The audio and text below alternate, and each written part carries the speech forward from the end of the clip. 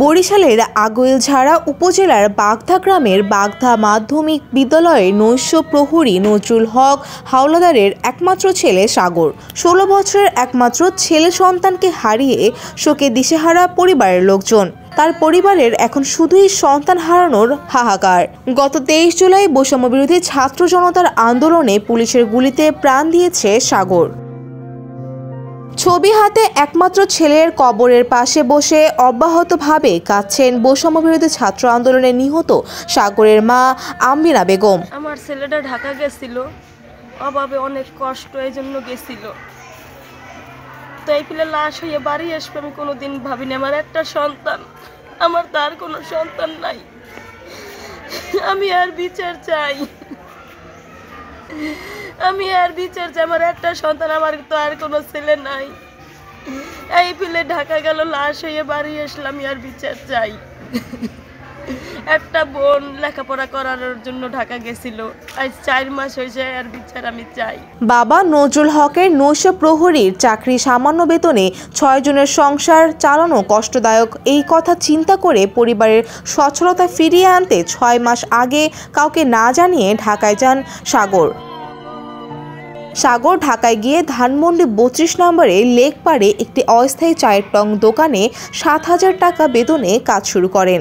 স্বপ্ন ছিল নিজে লেখাপড়া না করতে পারলেও একমাত্র ছোট বোন ৫ম শ্রেণীর ছাত্রী মরিয়ম খানকে লেখাপড়া করাবেন। সেই স্বপ্ন যেন স্বপ্নই রয়ে গেল সাগরের। আমার ভাইও আমার পড়ালেখার জন্য ঢাকা গেছিল, কিন্তু তারে পুলিশে মারে ফেলাইছে।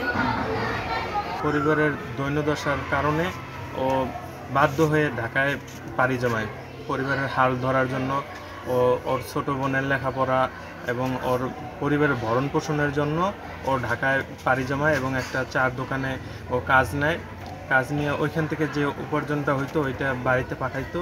জুলাই আগস্টের বৈষম্যবিরোধী ছাত্র আন্দোলনের সময় গত ২৩ জুলাই সন্ধ্যার পরে দোকান থেকে বাসার উদ্দেশ্যে রওনা হলে সংঘর্ষের মাঝে পড়ে পুলিশের গুলিতে ২ পায়ে গুলিবদ্ধ হয়ে চিকিৎসাধীন অবস্থায় গত ২৭ জুলাই রাতে মৃত্যু কোলে ঢলে পড়েন সাগর।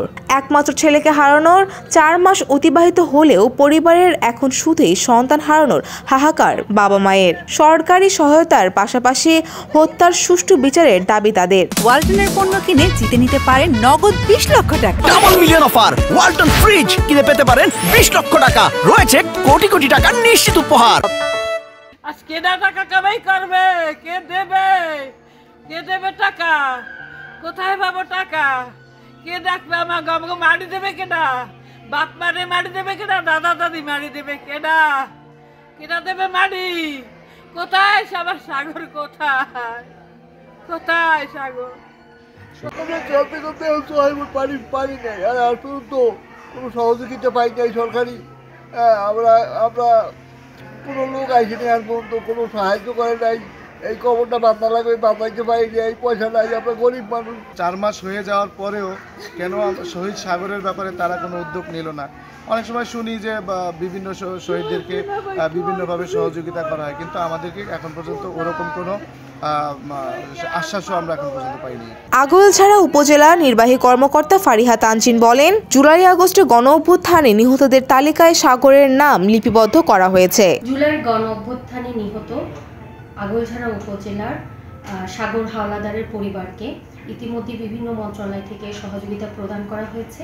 আমরা উপজেলা প্রশাসন মন্ত্রিপরিষদ বিভাগ থেকে একটি নির্দেশনা পেয়েছি ৩০শে নভেম্বরের মধ্যে তাদের পরিবারকে সংবর্ধনা দেওয়ার, সেটি আমরা যথাযথভাবে করব।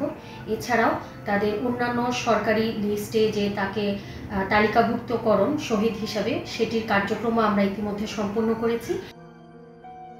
আগৈলঝাড়া প্রতিনিধি আজাদ রহমানের পাঠানো তথ্য ও চিত্রের ডেস্ক রিপোর্ট সমকাল।